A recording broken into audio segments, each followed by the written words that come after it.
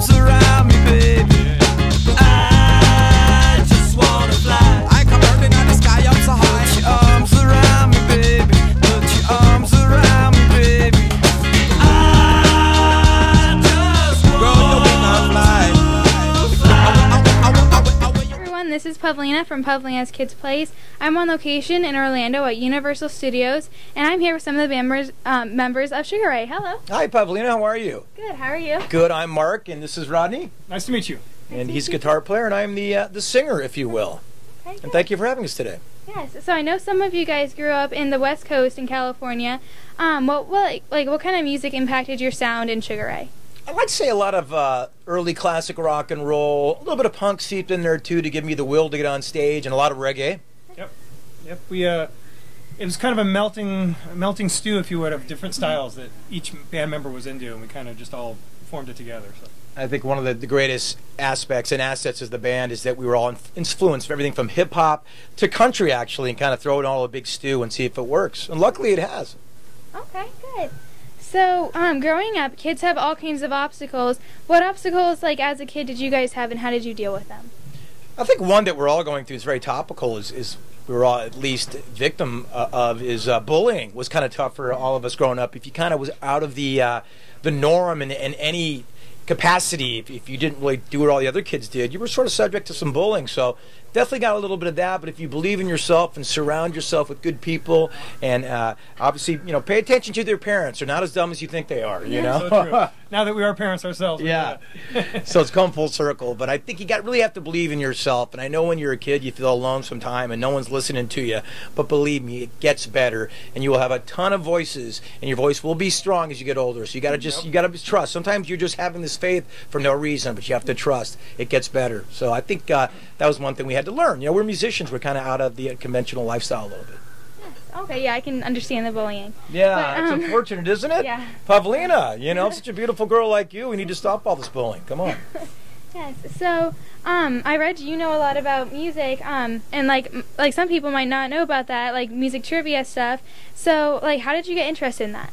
In music trivia? Yes. Well, I'm a huge music fan, and Rodney's a real pure core musician, and he was in a band when I was younger, and he was kind of the cool band in my school and high school, and I used to follow them around. I'm like, wow, these musicians get lots of women, and I'm like, I don't have a lot of talent, but maybe if I soak up all the information, all the trivia, all the knowledge, all the history of music, maybe I can sort of figure my way into the band, and I think I impressed them a little bit with my knowledge, and lo and behold, I became the singer of the band. So I just love music first and foremost. Yeah. I just feel very fortunate to have made a career from music, and I just used to study it. I mean, geometry, math would go in one ear out the other, but all four Beatles would stay in my ears, for some reason. So I retained musical knowledge and found a forum in Rock and Roll Jeopardy, and was the 3-time champion. So really? Very proud of that. Yes, indeed. Nice. And I've got a quick question for you. So, who was the drummer in Hamilton, Joe, Frank, and Ronald? Oh my God! Gotcha. Have you ever even heard of that band? Yeah, they had a big hit in the 70s. Really? Yeah, what was that song? They had a huge hit. Hamilton, yeah. What was their hit? Don't Take Your Love Away. Yeah, don't take your love from me, baby. If you do, I'll be crazy. I don't think Hamilton, Joe, and what's the other guy? Frank and Ronald. I don't think they know who their drummer was. Put it that way. You know what I mean? So that's one of the thing about being the 3-time Rock and Roll Jeopardy champion. People set you up for questions that you probably don't know. So you got me, Pavlina. Good one. You got me on that one. It was the Tommy Reynolds. Tommy Reynolds. Right. Tip of my tongue. That's really funny. Your delivery was great. I was like, we moved on from that, and then she got me. You snuck it in, Pavlina. Great. You're on your way to be an entertainment news host. Believe you. Thank you. Okay, so what are some of the areas that you've gone into? Because you still do touring and stuff. Yeah, I'm sorry. What other areas do we do besides music? Well, let's see. I've done some TV hosting, and I do a radio show as well, which I'm really proud of, trying to get that off the ground. But we haven't done a lot of touring lately. But this summer we're going out on a big tour with some of the bands of our era: Everclear, Gin Blossoms, Lit, and Marcy Playground. So we're looking forward to get out there and do another big tour. So I love music. Rodney loves music. That's why we're still here doing this after 24 years. It's just we love to perform. If it's 5 people, 300 people, if it's just me and him in a room with an acoustic guitar, we love performing music. So I think that will always be central to him, certainly our relationship. It's a part of our being. Definitely. Yeah. I mean, we're lucky that people want to hear these Sugar Ray songs. As long as I'm alive and speak for him, as long as we're going to be delivering these songs to him. Good. Okay. So, your songs are really cool, and like maybe like people don't like think that they could change anyone's life, but like, did anyone ever tell you like that one of your songs had meant a lot to them and changed their life? Yes, actually, that's a good question. We've been fortunate enough to have several people come up over the years, and whether they're crying or whether they're overjoyed or whatever, but to tell us that either our song or our video or something happened at a real special time in their life, and forever they'll take that with them. So yeah, it's pretty awesome. Okay. Yeah, I mean, you know, everybody is so sort of tuned into nostalgia, you know, and you know, like you said, I mean, I've had mothers come up to me and say, you know, your song "Fly" was the first song my child ever sang. Yeah, you know, first words ever spoken, stuff. And now being a dad, back then I thought that was really cool back then, but now that I'm a dad, I'm like, that must have been such an incredible moment and something that lasts forever. Yep. Yeah. You know, the trends come and go, bands come and go, let's be honest, but songs become the property of the world, and people, you know, they mean certain things to different people, and it's really interesting once you have these hits to see how people, how they become sort of the soundtrack to their lives, and we're honored to be such a small part of them, and we love hearing the stories and what the songs mean to people, and they might even mean differently to people than we originally wrote them as, which is always Everyone has interesting. their own interpretation. You know? Yeah, but no, there's been some incredible moments in terms of the band and the songs, and I think that's why we do this.